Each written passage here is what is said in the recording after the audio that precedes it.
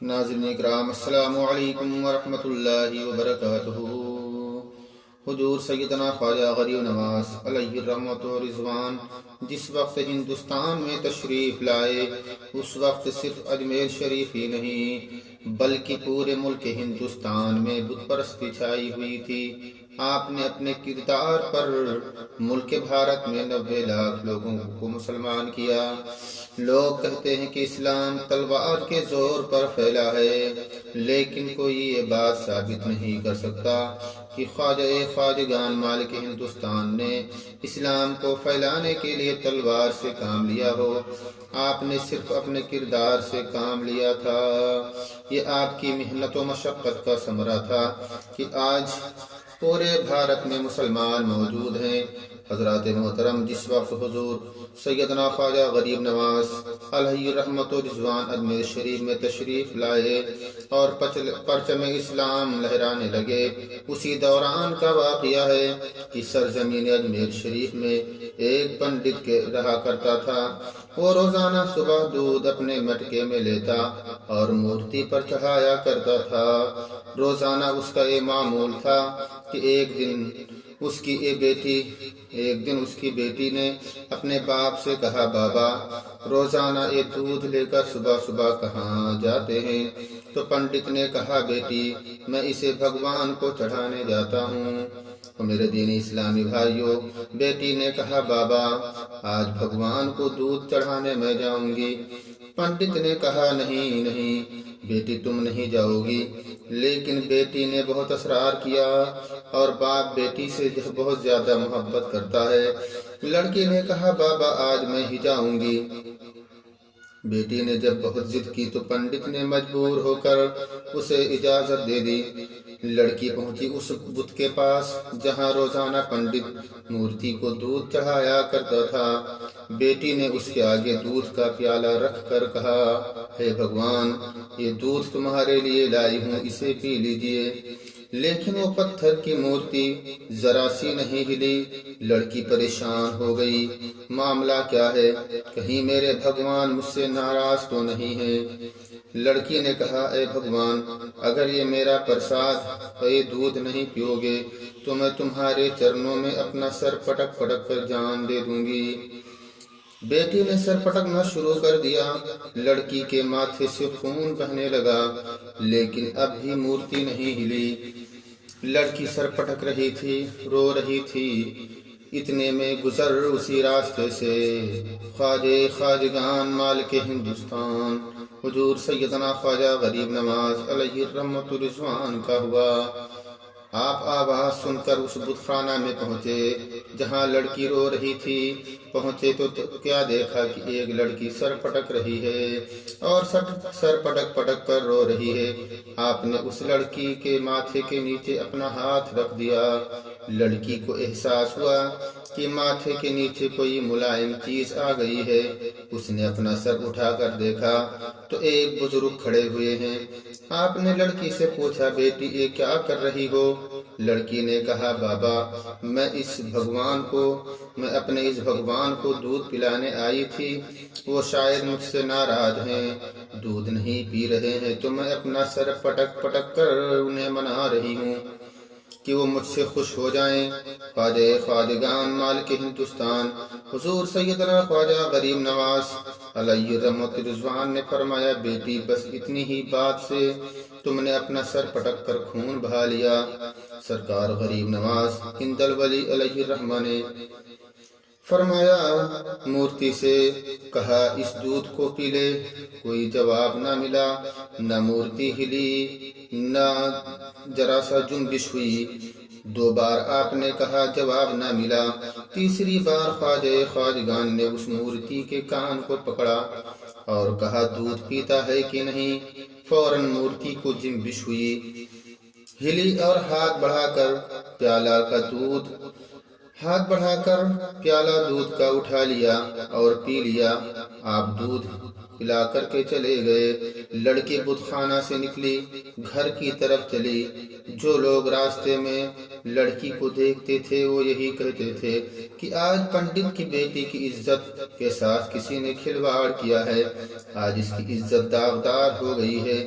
لڑکی گھر پہنچی، پنڈت نے بیٹی کو دیکھا تو کہنے لگا، بیٹی یہ ماتھے اور کپڑے پر خون کیسا؟ لڑکی نے کہا، بابا بھگوان ناراض تھے، ان کو منا رہی تھی اور آج میں بھگوان کو دودھ پلا کر آئی ہوں۔ جب لڑکی نے یہ کہا تو پنڈت حیرت میں پڑ گیا کہ میں مدتوں سے دودھ پلاتا تھا لیکن ایک بار بھی میرے بھگوان نے میرے ہاتھ سے دودھ نہیں پیا، اور آج میری بیٹی پہلی بار دودھ لے کر گئی اور بھگوان نے دودھ پی لیا۔ اتنے میں پنڈت کے دروازے پر ہزاروں کی بھیڑ لگ گئی، کوئی کچھ کہہ رہا ہے، کوئی کچھ کہہ رہا ہے۔ پنڈت نے کہا، بیٹی سچ بتا، ماجرا کیا ہے؟ کیا تجھے کسی نے ستایا ہے؟ سچ بتا دے، میری جان نکلی جاتی ہے۔ پنڈت نے اپنی دستار اتار کر لڑکی کے سر پر رکھ دیا اور کہا، بیٹی سچ بتا، کیا ہوا؟ تیرے ساتھ کسی نے بدتمیزی تو نہیں کی ہے؟ سچ بتا دے، کیا ہوا تیرے ساتھ میں؟ بیٹی نے کہا، بابا جان میں سچ کہہ رہی ہوں۔ جتنے لوگ پنڈت کے دروازے پر آئے تھے سب کہنے لگے، یہ لڑکی جھوٹ بول رہی ہے، بات بنا رہی ہے۔ کیا کبھی مورتی نے دودھ پیا ہے؟ یہ بات چھپا رہی ہے۔ پنڈت حیران و پریشان ہو گیا، اب کیا کروں؟ اب وہی لوگ جو پنڈت کے دروازے پر تھے سب نے کہا، اگر یہ سچ کہہ رہی ہے تو کل ہم سب چلیں گے، لڑکی بھی چلے گی، سب کے سامنے یہ دودھ پلائے گی۔ میرے دینی اسلامی بھائیوں، اپنے خواجگان کی شان دیکھو، کرامت دیکھو۔ دوسرے دن سب لوگ پہنچ گئے اس مورتی کے پاس جہاں لڑکی نے دودھ پلایا تھا جا کر کے۔ میرے دینی اسلامی بھائیوں، لڑکی نے پیالہ اٹھا کر کے مورتی کے سامنے رکھ دیا اور کہنے لگی، لے دودھ حاضر ہے، پی لے۔ کوئی جواب نہ ملا، نہ مورتی ہلی، نہ مورتی کو جنبش ہوئی۔ لڑکی نے دوبارہ پھر کہا کہ اے بھگوان، دودھ کیوں نہیں پیتے ہو؟ پی لو۔ ادھر پنڈت شرم و حیا سے شرمسار ہو رہا تھا، سوچ رہا تھا کہ اگر کہیں بھگوان نے دودھ نہ پیا تو میری بیٹی کی عزت اڑ جائے گی، لوگ کہیں گے کہ پنڈت کی بیٹی کے ساتھ کسی نے بے عزتی کی ہے، کسی نے اس کی عزت کو داغدار کیا ہے، اور یہ لڑکی یہ بات بنا رہی ہے۔